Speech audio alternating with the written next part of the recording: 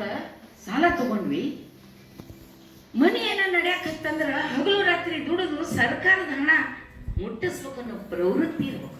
ಅದು ಬಿಟ್ಟು ಆತ್ಮಹತ್ಯೆ ಮಾಡ್ಕೊಳ್ಳೋದ ಅಲ್ಲ, ಮಾಡ್ಕೊಳ್ಳೋದು ಡಿಸೈಡ್ ಮಾಡಿದ್ವಿ. ನೀನು ಒಬ್ಬನ ಠರಾವ್ ಮಾಡ್ಕೊಂಡು ಆತ್ಮಹತ್ಯೆ ಮಾಡ್ಕೊಳಕ್ ಹೋದಿ. ನಿನ್ನ ಕಾಯ್ಕೊಂಡಿದ್ದವ್ರು ಎಷ್ಟು ಮಂದಿ ನಿನ್ನ ಆಧಾರದವ್ರು? ಮನೆಯ ತಾಯಿ, ತಂದೆ, ಅಕ್ಕ, ತಮ್ಮ, ಅಣ್ಣ, ತಂಗಿ, ಮಕ್ಕಳು, ಹೆಂಡತಿ ಇವರೆಲ್ಲರೂ ಅನಾಥ ಆಗೋದಿಲ್ಲ? ಒಂದು ಕ್ಷಣ ವಿಚಾರ ಮಾಡಿದ್ರೆ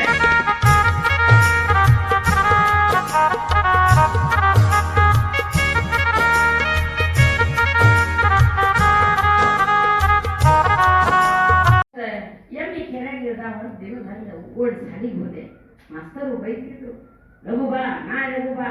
ಗೊತ್ತಿತ್ತು ದನ ಕಾಯ್ಕೊಂಡು ಸಾಲಿ ಕರೀತಾರ, ಅಂದ್ರೆ ಬೈತಿದ್ರು ಮತ್ತೆ ಕರ್ಕೊಂತಿದ್ರು. ಅವತ್ತು ಹಂಗ ಎಮ್ಮೆ ಇದಾವು ಅಂತ ಓಡಿ ಹೋದೆ.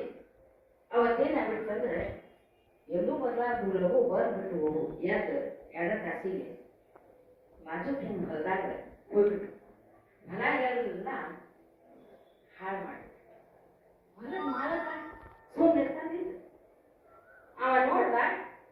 ಇದು ಈ ಎಮ್ಮೆ ಯಾರು ಅಂದ್ರೆ ಚಿಂದಿ ಒಯ್ ಬೇರೆ ಯಾರು ಈ ಕೆಲವು ಕಳೆದ ಶಾಲೆಗೆ ಹೋಗಿರು.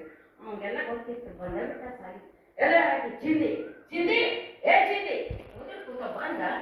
ಹಂಗ ಮಾಸ್ತರ್ ರೇ ಯಾಕೆ ಓದಿರ್ತೀರಿ? ಇದ್ರ ಬಗ್ಗೆ ಯಾಕೆ ಚಿಂದಿ? ಬಿಡ ಮಾಸ್ತರ್, ನಿನ್ಗೇನು ಗೊತ್ತಾಗ ಸರಿ ಅಂದ.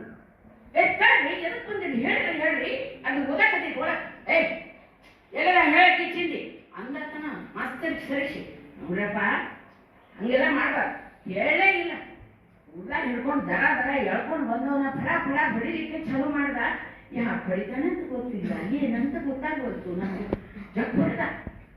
ಆಮೇಲೆ ಮಾಸ್ತರ್ ಅಂದ್ರು, ಆ ಖುಷಿನ ಯಾಕೆ ಹೊಡಿತೀರಿ? ಪಾಪ ದನ ಕಾಯ್ಕೊಂಡು ಸಾಲಿ ಕಲಿತೈತಿ, ಅದಕ್ಕೆ ಯಾಕೆ ಹೊಡಿತೀರಿ ಅಂತ.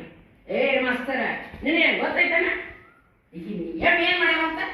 ಇವತ್ತು ನಾನು ಹೊಲದಾಗ ಹೋಗಿ ಎಲ್ಲ ಹಾಳು